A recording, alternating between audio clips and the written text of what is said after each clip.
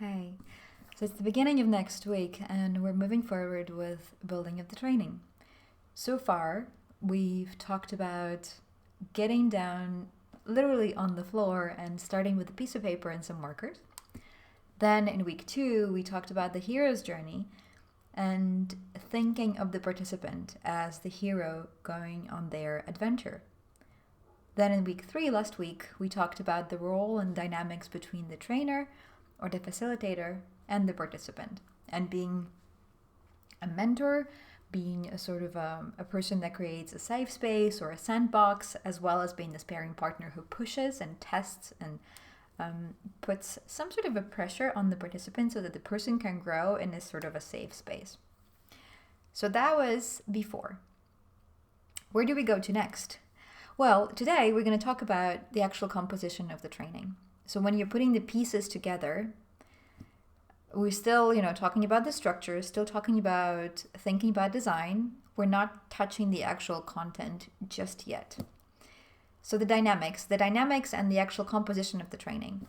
Here I work with 70-20-10. And that's something that I took from my days in Procter & Gamble. 70-20-10 is a learning model, and it's a model for how people learn. And in P&G, it applied in such a way that 10% of your learning comes from a training. So every 6 months, you got to go to one training, such as 7 Habits of Highly Successful People, or Effective People, or Influence Effectiveness, or Situational Leadership, and so on. So once every 6 months, you got to go to a training, but not more often than that, because you needed time to actually digest and apply the learnings, not just pack information in. So that's 10%.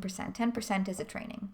20% is observing your colleagues and learning from others. And this is when it's important to have colleagues around you that you can learn from, who are more advanced or who are better at you at a given task. Or just seeing colleagues of yours do the task so you can learn from them on the job. And then 70% is practice, application. Practice, application. So sort of to the point of almost like a boring routine. Right? So 10%, you get a little bit of theory, you get an injection of theory, you get an injection of knowledge.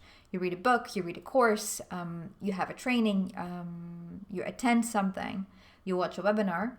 20% you watch other people do something similar or do something connected to that, and then 70% is your own learning. So how I apply that in training is building the different blocks and arranging the dynamics. So last time we talked about the dynamic between the trainer or the facilitator and the participant. Well, there are 2 other dynamics. One is the participant with themselves through self-reflection or observation, self-observation. And the second one is the participant with other participants. And these 2 dynamics we will talk about in the coming weeks. For the moment, what's important though is that when designing the training, the 70-20-10 to me means that 10% or the theory bit is really small, because the point is not just to give people a whole bunch of insights and then leave them with those insights. For me, the point is creating sustainable change. And sustainable change means, as boring as that sounds, repetition. So sustainable change is the point. So we give a little bit of information, then we create space where I get to watch others work with that information and learn from their experience or learn from their practice. And then finally, I have a space where again and again I show up and I practice and I get up. So in my case, if it's pitching or if it's presenting, what I make sure people do is, as often as possible, they're actually on the spot. They're presenting, they're pitching, they're standing in that sort of uncomfortable position or semi-uncomfortable position where they need to show up and to expose themselves. So this week's training design element, the combination of the theory, observation of others, and on-the-job learning. Yeah. And in my trainings, I do not necessarily keep exactly that ratio, so 70-20-10. Also because depending on the number of participants, you get to watch more people or fewer people, depending on the number of people and the length of the program. If it's 3 weeks, it's a bit different than if it's 7 weeks. The elements are adjusted. At the same time, those are the sort of dynamics or the elements of the training that I think about. And generally, when I create the training, I work through questions. For example, how can I create as much time as possible for the participant to practice? How can I give as little as possible while also giving enough for sustainable change?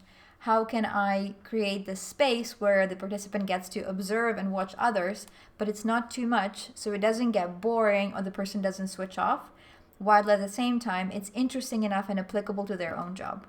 So these are some of the things I think about when it comes to training design. And that would be it for today. So next week we'll talk about the dynamics and specifically participant relationship with the participant in the training design, as well as participant relationship with other participants in the training design. Well, thank you and take care.